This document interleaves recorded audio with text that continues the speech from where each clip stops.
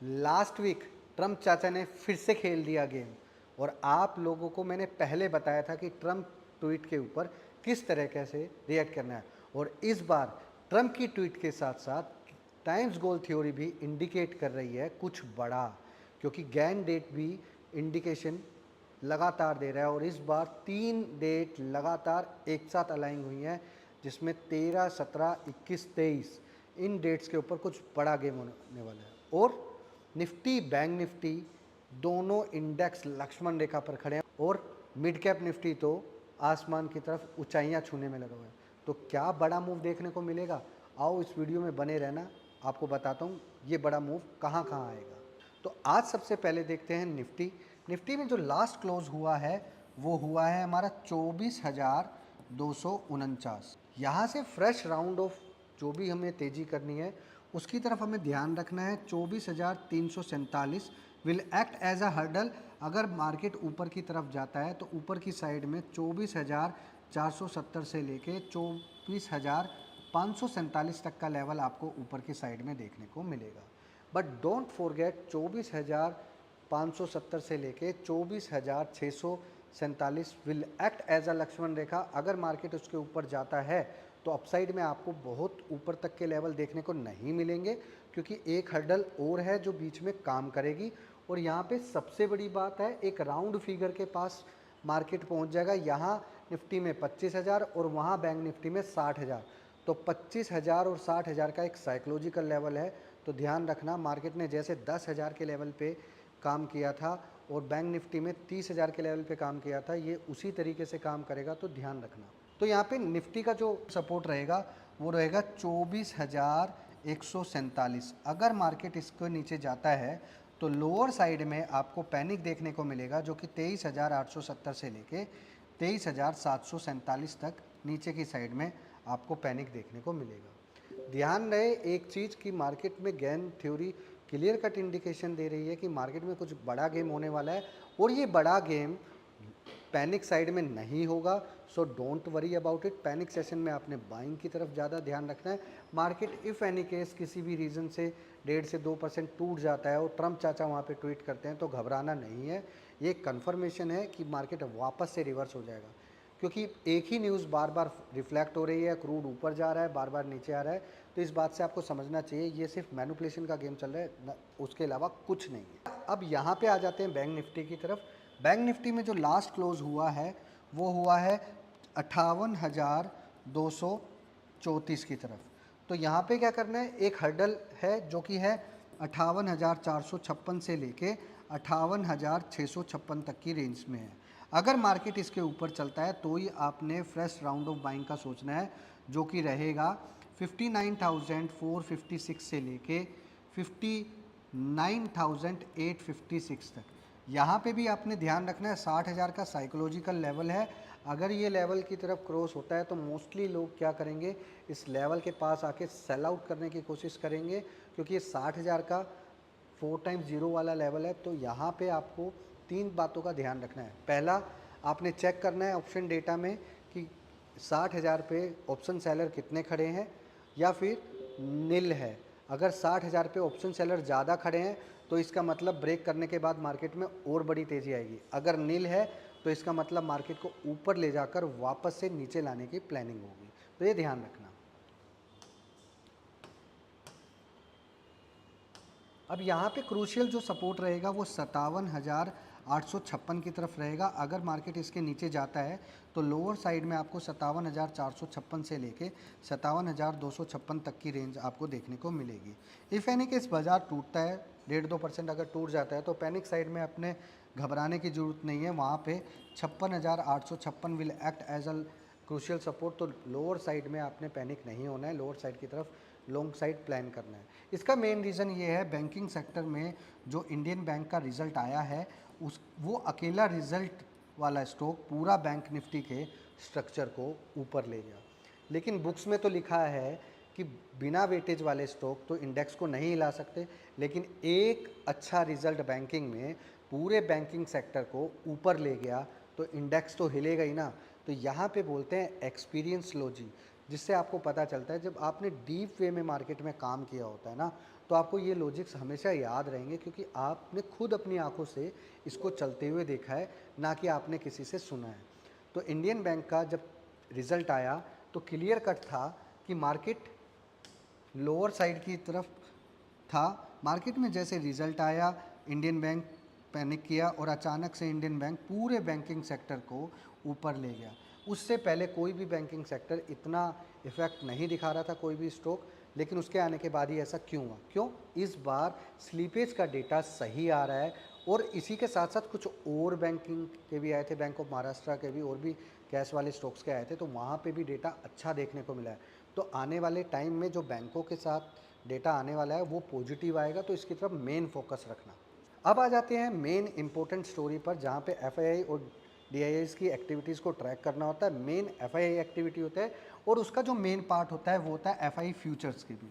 अभी देखो, फ्यूचर्स में लोग बाइंग करना स्टार्ट कर दिए हैं। लास्ट टाइम जब मैंने एपिसोड बनाया था उसमें क्लियर कट आपको बताया था कि मार्केट में घबराना नहीं है, पैनिक सेशन में बाय करना है और मार्केट आपको अपसाइड में देखने को मिलेगा। तो उसका रीज़न क्या था?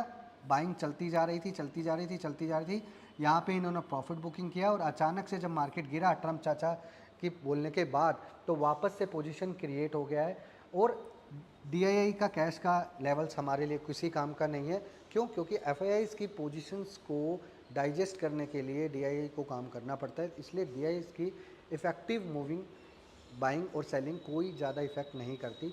लेकिन एफआईआई की एक्टिविटी के साथ अगर डीआईआई एक्टिविटी करता है प्लस साइड में, तो वो डबल बूस्ट करती है, and this is called the story.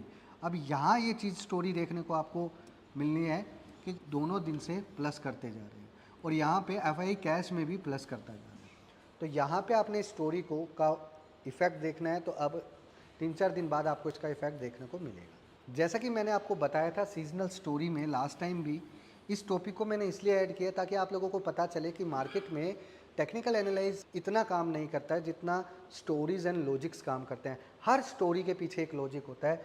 तो ये पूरे जुलाई मंथ में अगर देखोगे तो ऑन एन एवरेज 2 से 3% का मूव देखने को आपको मिलेगा ही मिलेगा। तो ऑलमोस्ट 1-1.5% का मूव हो चुका है, तो आगे 1.5-2% का मूव और होना बाकी है।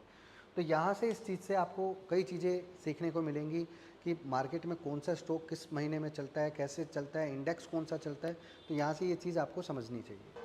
तो अब हम बात करेंगे हमारी favourite story, stock of the day, और ये स्टॉक्स 2 से 3 दिन के लिए वैलिड रहते हैं। तो यहाँ पे आज सबसे पहला स्टॉक लेकर आया हूँ। तो अंबर को हमने इसलिए सेलेक्ट किया है कि इसमें एक सेक्टर के लिए एक पॉजिटिव न्यूज़ आया था, जबकि अगर देखोगे अंबर का पेयर डिक्सन मार्केट में पिछले 4-5 दिन से ज़्यादा बढ़ गया है, लेकिन अंबर में अभी तक वो तेज़ी आपको देखने को नहीं मिली। तो यहाँ पे अंबर लास्ट क्लोज हुआ है, तो grab at opening bell upside पे आपको 5757 से लेके 5770 तक के लेवल देखने को मिलेंगे। इफ़ एनी केस अगर 5747 के ऊपर स्टे करता है तो आपको अपसाइड में 200 पॉइंट की रैली और देखने को मिल सकती है, and number is my favourite counter. यहाँ पे दूसरा स्टॉक सेलेक्ट किया है जो कि पावर में इतनी ज़्यादा मोमेंटम नहीं आ रहा है, तो क्रॉम्पटन में हमने सेल साइड का प्लान किया है। तो लास्ट क्लोज जो हुआ है 261.60 पे हुआ है, जो कि लास्ट ध्यान रखना है आपने 256 के नीचे मार्केट में पैनिक सिनेरियो आपको देखने को मिल सकता है। तो दूसरा स्टॉक हमने सेलेक्ट किया गाइस क्रॉम्पटन। क्रॉम्पटन में लास्ट क्लोज जो हुआ है वो हुआ है 261.6, और इसमें क्रूशियल सपोर्ट है 256। अगर 256 ब्रेक करता है तो नीचे की साइड में 251 से लेके 247 तक के लेवल आपको देखने को मिल सकते हैं।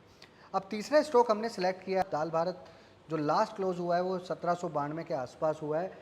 इसमें भी एक ही स्टोरी है। सीमेंट वाले काउंटर्स में अक्सर आप लोगों ने देखा होगा कि सीमेंट काउंटर से जब से एसीसी बाहर हुआ है फ्यूचर से, जब से सीमेंट वाले काउंटर में ज़्यादा मोमेंटम नहीं आ रहा है।